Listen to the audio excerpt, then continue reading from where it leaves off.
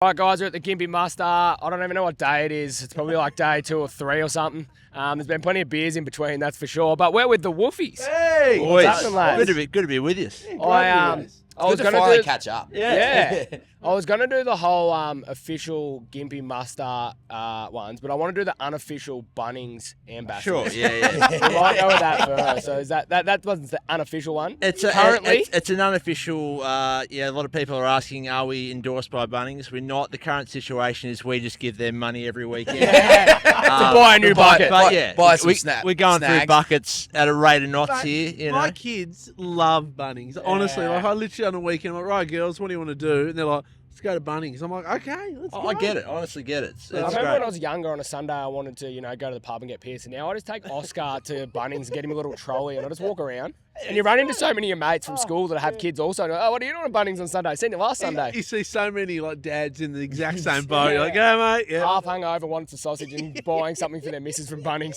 A DIY project. I tell you what, the days are over where you could just take a $2 coin and get a snag, though. Yeah, that's a sad thing. $3.50 at home. I was like, geez, inflation's affecting that. Sad day. Digital only. And then you are actually the official Gympie boys. We are. And we love that. Oh, mate, look, you boys are here. You boys are having the time of your life. What an incredible festival. Yeah. There's so much going on, so much different music. So we're just, It's a pretty easy thing to be an ambassador for. Everyone already knows it's awesome. Yeah. You're halfway there. We just put on a shirt and be here. Yeah, they're like, what do you want us to do? They're like, just be on site. We're like, oh, okay, Yeah. no worries, sure. Here we go again. We've been here before. No, this is good though. We haven't actually. Usually, we just come in, do the gig and go. Because we're always got to play somewhere else, or there's always something to do. But it is nice to be here for the whole thing this time. Camp on site, get out amongst it, check it out, and really, really be in there. So we're loving it. It's great. Love it. So we're Victorians, we're in Shooter, and you're actually heading down our way later in the year for Bollock B&S. We are indeed. You keen for that? That's Very all. keen, That is a good B&S. Our first gig ever out of Tasmania was the Elmore B&S. Oh yeah. And, What year? 2011 maybe? 2011. We're no strangers to B&S, and then before we did the band, we used to go to B&S's. There weren't too many in Tasmania, but there was one called Bronc Riders. Yeah, that was pretty iconic. It was an iconic event. Bull Light Bash, that was a good one. But the mainland ones are on another level. I think a lot of it's psychopathic, really. Yeah. I don't know what's in the water in Victoria, but Victorian B&S's are just on another level of just. We've heard great. that. It's great. Yeah. It's great though. Like we're pumped for that, and haven't done one in probably 2 or 3 years. So we did something that's about a strawberry or something. What's that one? Whatever last. Yeah, that one. Yeah, that one. Pickers and Packers. I want that one. That was the last time we did, there you go. And that was awesome, man. He said strawberry. We actually do It was all a big the strawberry or something. Yeah. We do all the content of B&S's. No one just sees it because it all gets cut out. Yeah. BD doesn't let any of it through. It You know goes what? from about 2 hours of footage to about 1 minute. He's like, "Hey boys, I got your intro and your outro, and we're done." I was looking for some footage, just leading up to getting the album out. We've got all the old archive footage, and I found some footage from that first Elmore B&S, and that can never see the light of day. Yeah, I'm with you. I think we got there and straight away like, do you boys want to judge a wet t-shirt competition? We're like, no worries. Yeah. No worries. That sounds fine. Talking about that, Australian made. Yeah. Today.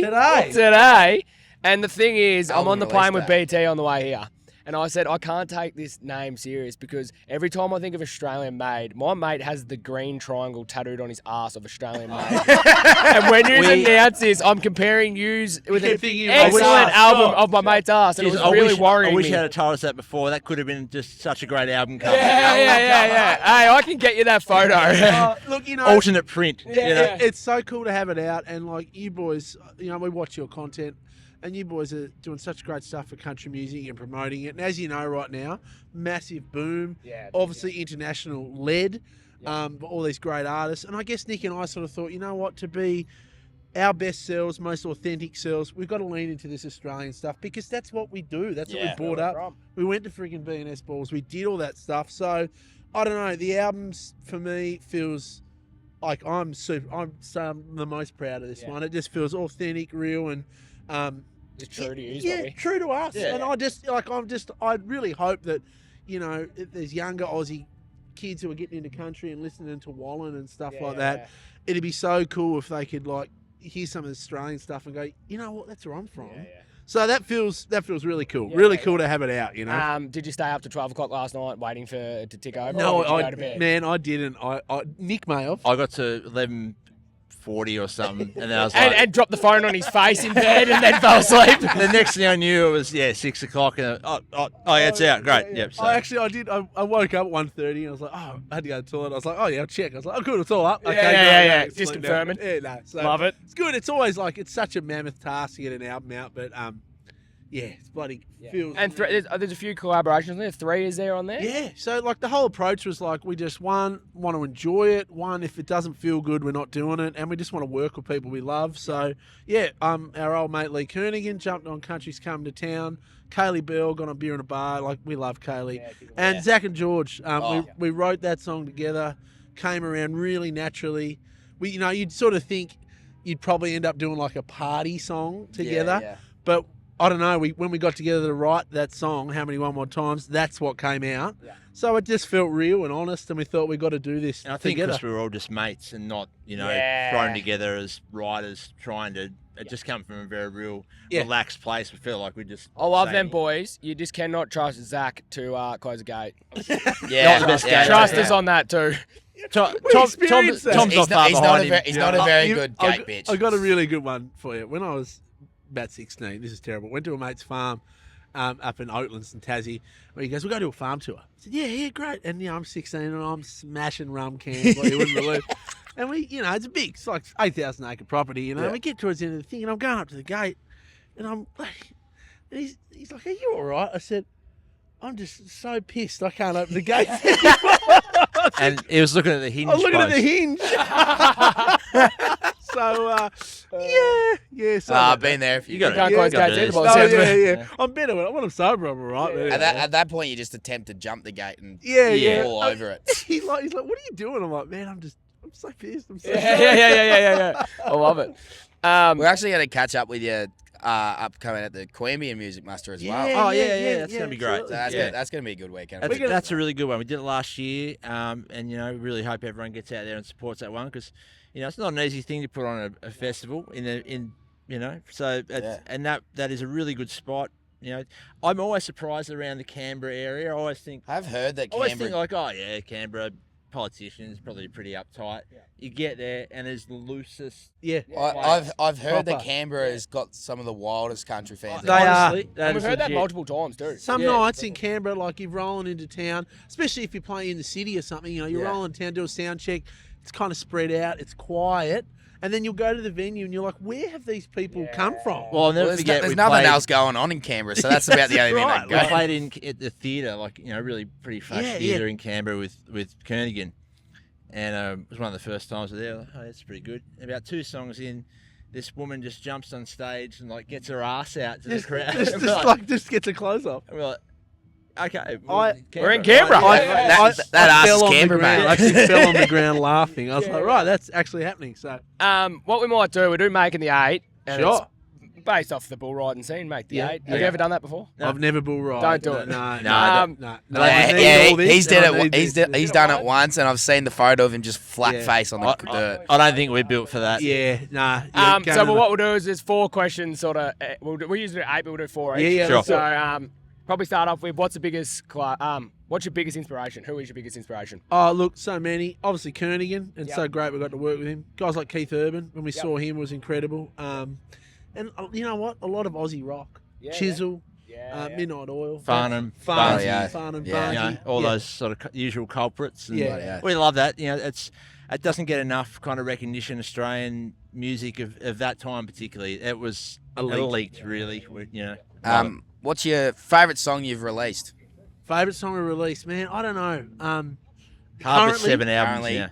Currently, I'd honestly say How Many One More Times. The lyric, I think it's real pretty and honest special. and It's powerful. a good tune. Yeah. I'd throw honourable mentions. Ain't seen it yet. Throw them back one beer at a time. I think they do well. Yeah, this is a good one because you're the brothers.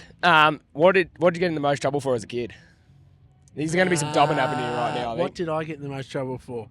Well, Nick's older. He used to lead me astray a little bit. Yeah, you know that older brother, more brain development advantage. That's a bit harsh.